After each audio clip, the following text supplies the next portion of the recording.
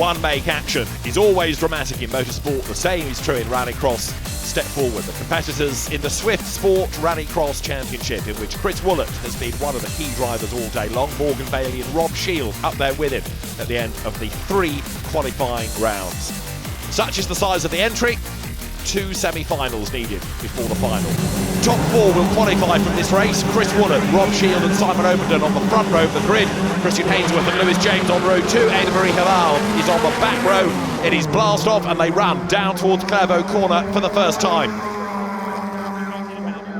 So a good start made by Chris Woolett. Is it going to be good enough though? He's in the white car on the inside, and yes he does just grab the advantage, although Simon Overton, runner-up in the championship last year in the red and yellow car, slots in behind him. Rob Shield, whose dad Michael Shield was the 1989 British champion, and at the time the youngest ever British Rallycross champion, beaten only last year by Dan Rook. He's the man in third place, Rob Shield, and trying to fight back then as the cars bounce their way across the loose section. Chris Woolett in charge then as they turn down towards the hairpin at the end of the lap through Samson Curve, and there you can see Rob Shield looking for a way past Simon Overton. Chris Woolett though, who was a regular in the championship and a quick driver in the championship last year, former oval racer, former bike racer, he leads the way then as they sprint their way up over the timing line. Through they come, with the likes of Lewis James trying to gain places lower down the order, but it's the top 3 edging clear of the rest of them then. And Simon Overton really pressing on, using all the road, but perhaps just compromising himself a little bit there, going up through Hawthorne. Chris Woolett doing his best here to build a gap over the rest of them, turning their way through the chicane now. Whoops, one of them getting all crossed up. Ada Marie Haval, the 20-year-old Norwegian, who's competing in both the Norwegian Rallycross Championship this year and also the European Super 1600s, as well as doing certainly this weekend, and they're all having to slalom through the marker tyres as they come down towards the hairpin. Somebody has given those a big whack, and marker tyres then bouncing across the road. Now, Chris Woolett's lead is not as great as once it was. They're coming back at him. Simon Overton in second place. He's the man with this really tough job, trying to attack, trying to defend at the same time. Rob Shield running in third place, using all of the curb on the outside of the road there. He's racing Formula Ford, he's racing karts, but perhaps inevitably Rallycross is in his veins. He's third, and they're bunching up. Look, Chris Woolett is being caught by a rejuvenated Simon Overton as they work their way across the loose. 6 laps for the semi-finals and the finals. It was 4 laps in the heat. Chris Woolett's advantage is just diminishing ever so slightly, and the leading 3 cars then have all bunched up down at the hairpin. It's a great lead battle going on. Can Chris Woolett hang on in there? If you're in the top 4, you're going to qualify. That's one aim in all of this, but the other is to get as high up the order as you can for as good a grid position for the final.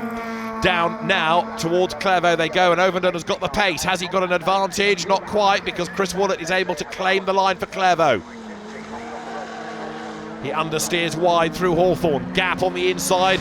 Can Simon Overton challenge the runner-up last year? In theory, should be the gun driver here, but Chris Woolett going better than ever. He's hanging on to the race lead. The rest of the pack, the other half, looking a bit dog-eared. It's Lewis James, new to the cars this year. He's dropped to the rear of the group behind Ada Marie Haval and Christian Hainsworth running in 4th place. The 3 leaders, though, together again as they work their way down now in towards the hairpin at the end of the lap. There's Christian Hainsworth. He drove in the championship last year, and his car with a bit of front damage. I wonder whether it was him that knocked those marker tyres. Lewis James at the back of the pack, trying to close on Ada Marie Haval once more. But the Norwegian girl closing onto the back of Christian Hainsworth, so there's a lot yet to play out of this race. This battle as well, remember, Hainsworth versus Haval is for 4th place, which means the final qualifying place. The 3 race leaders turn their way through the chicane once again. Is Chris Woolett going to be able to hang on in there? It looks like he is as they dance their way across the loose once again. Down towards the end of the lap, Chris Woolett leads the way, and Simon Overton is still doing his best to get close enough to attack, but also make sure he repels the challenge of Rob Shield. They sprint their way up towards the line. There's going to be one more lap to run, and Chris Woolett, having perhaps the longest race of his life here, determined to try and hang on to that advantage, is still under real pressure. Over the line they come. Now down towards Clairvaux.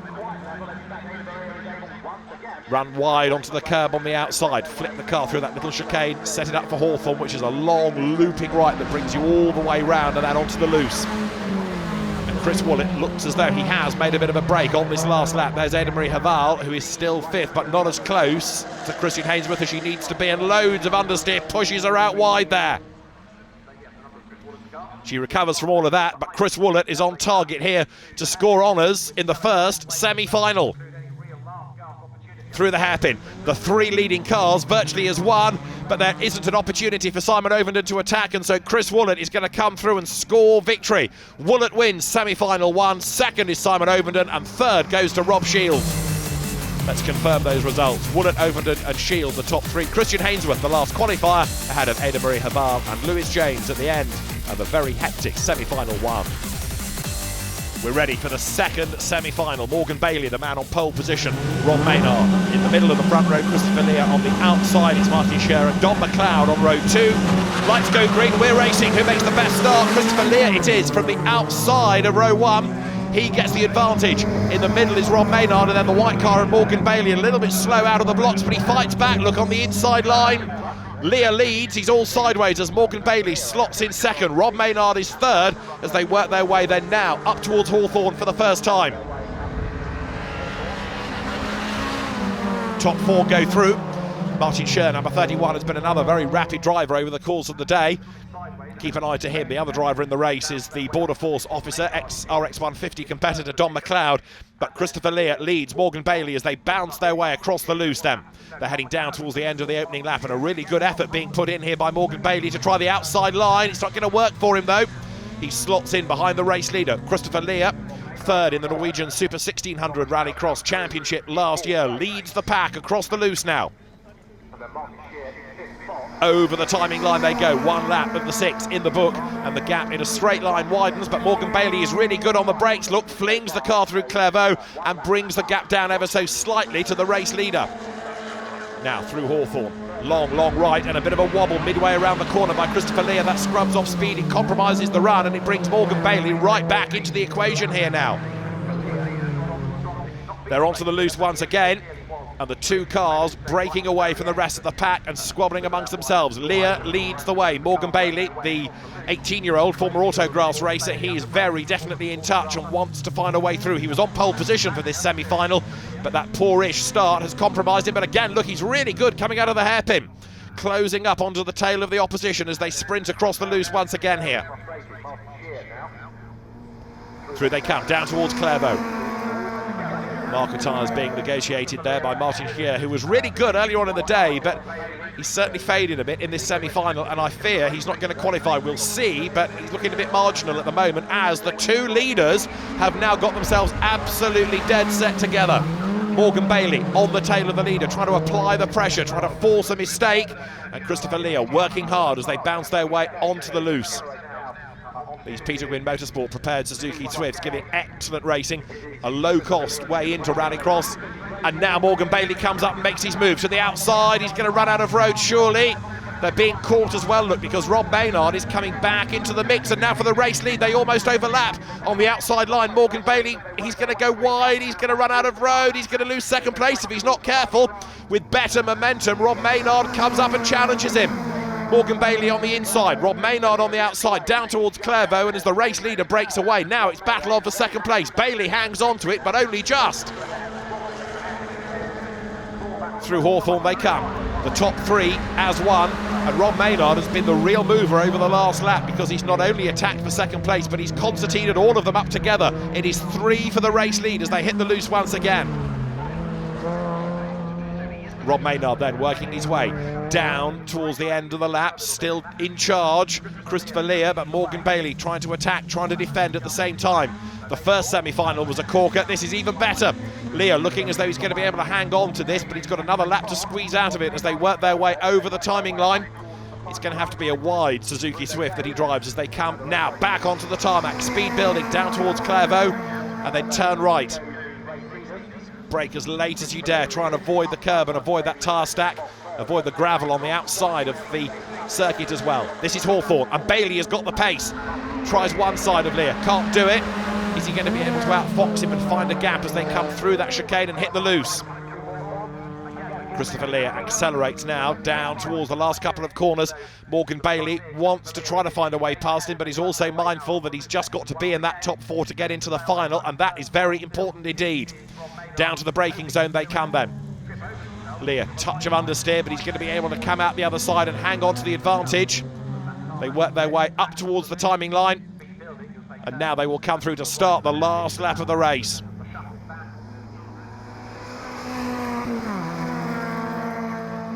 The gap widening between the top 2, in fact, this time, so Morgan Bailey dropping back a little bit. And then you've got in third spot Rob Maynard still hustling on, but is he going to be able to get near enough to Bailey? There's also a slower car up the road they're going to have to negotiate, so somebody's got real problems. That is, I fear, Martin Scheer. He was going so well early on in the day. Now, however, he has got problems, and Christopher Lear comes up to blast past the slower car. Morgan Bailey right up behind him. He's running out of corners, running out of options. To the outside, possibly. There's room, but it's not really the line to try. He wants to get up the inside, but he's got a face full of Christopher Lear, who is going to be able to hang on to this and come through to score honours in the second semi-final. Christopher Lear takes the race win as the flag comes out. Second goes the way of Morgan Bailey, and Rob Maynard rounds out the top 3. Checkered flag is waved. Who is going to be the final qualifier? Let's just confirm the results. Don McLeod is in 4th place, so he will go through into the final along with Lear, Bailey and Maynard. Christopher Lear it is then, who scores honours in semi-final 2. After 2 cracking semi-finals, the Swift Sport Rallycross Championship final is about to get underway, and this promises to be a tremendous race. Pole position, Chris Woolett, middle of the front row, Christopher Lear. They are the 2 semi-final winners. Morgan Bailey on the outside of row 1, and Simon Overton, Rob Shield, and then it's Rob Maynard, Christian Hainsworth and Don McLeod at the back of the grid. 6 laps of racing about to get underway. Lights go green. It is blast off as the cars sprint their way down towards the first corner. Who has made the best start? Let's see as they blast in towards Clairvaux. From the outside of the front row, Morgan Bailey makes a decent start. Chris Woolett's got the inside line. Christopher Lear in the middle gets squeezed. Bailey gets all sideways and he's in the gravel. Woolett is sideways. Lear is delayed. And Morgan Bailey losing place after place. He gets back on just ahead of Rob Maynard. Simon Overton with his elbows out, leaning on Christopher Lear. Bang, bang, bang, all the way around Hawthorne. They both about survive. And somebody in strife in the background, that's Morgan Bailey getting it all wrong. Hits the tyres. I feared for a moment he was going to go over, but Morgan Bailey is in real trouble and brings out the yellow flags. Chris Woolett leads the way, and Rob Shield is the man from the second row in second place then now as they work their way down towards the end of the lap. It's been a fairly brutal first lap as well, but Chris Woolett it is who is in charge then as they work their way across the loose and onto the tarmac and onto lap number 2. Woolett leading, Shield second, third is Ovendam, and 4th, despite being roughed up a bit on the first lap, is Christopher Lear. But the semi-final winners, first, Woolett, 4th, Lear. So this man has got a lot of work to do as he turns. 196, Christopher Lear up through Hawthorne. Very wide goes Simon Overton in the red car. Is that going to compromise last year's championship runner-up? If it does, it's not by too much. He's trying to make sure he breaks away from Lear, but also go after the top 2. Very much in charge at the moment, though, is Chris Woolett, and in second spot as they work their way across the loose, Rob Shield. The son of former British champion Michael Shield, hunting down the race leader. Rob, ex-circuit racer, hustling on, trying to close on Chris Woolett, who's raced bikes, raced on the ovals, and was very competitive last year in the championship, but he's having his day of days here. We've never seen him go this well. Chris Woolett leads the way. Can he hang on in there and score a final win? Into Clairvaux they go. He won his semi-final, and now there's a battle developing for second that might play into his hands, because look, Rob Shield is being caught by Simon Overton. The gap second to third is nothing at all.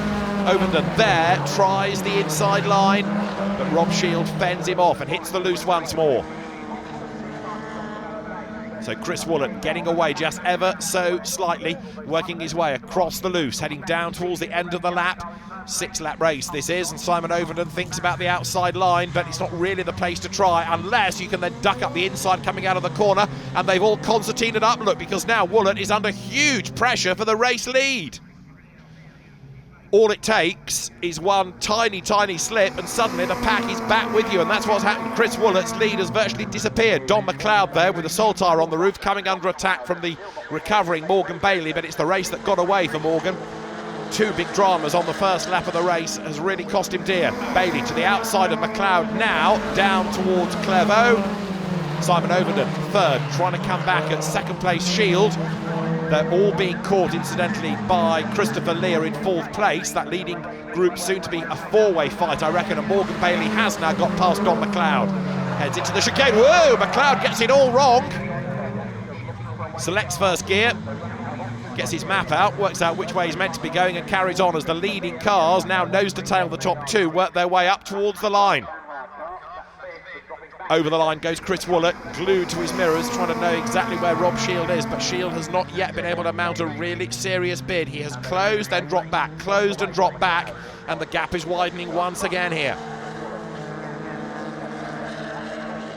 Through Hawthorne they turn, and it looks as though Chris Woollett is going to be on target for the win in the final, unless he makes a mistake, because try as the others might, they've not really been able to dislodge him race long. Across the loose they come once again, and Chris Woollett doing a really good job up front. Holding sway, looking as though he's going to score honours in this first round of the championship, but he's got another lap to run at the end of this. There is Christopher Lear, closing all the time. Out of the hairpin they come. Across the loose, they hit the tarmac, and speed starts to build now. On to the last lap they go, and the gap is widening. Certainly Chris Woollett is getting away a little bit further from Rob Shield, who in turn still has to be mindful as to exactly where Simon Overton is behind him, and the gap is coming down and down and down. Look, into Hawthorne, there is one. Almost into the back of Rob Shield now goes Simon Overton. He's on the inside and they touch. Round a big slide goes Rob Shield, and who gets away with what? Well, Christopher Lear gains one place, and actually in all of that the bite a bit, because Simon Overton has got more damage and has lost a place rather than benefiting from it. So Rob Shield, amazingly, is still second. Christopher Lear is third, and it's Simon Overton down to fourth as an understeering Lear arrives at the hairpin.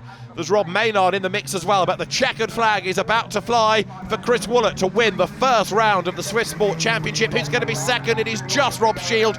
Christopher Lear takes third, Maynard fourth, and what's left of Overton's car is fifth. Confirmation of the results. Chris Woollett the winner, Rob Shield second, Christopher Lear third. Simon Overton just got to the line, in fairness, ahead of Rob Maynard. Morgan Bailey in sixth. For the championship, Chris Woollett then 3 points up on Rob Shield, with Christopher Lear third, from Overton, Maynard and Bailey at the end of an all-action opening round of the Swift Sport Rallycross Championship.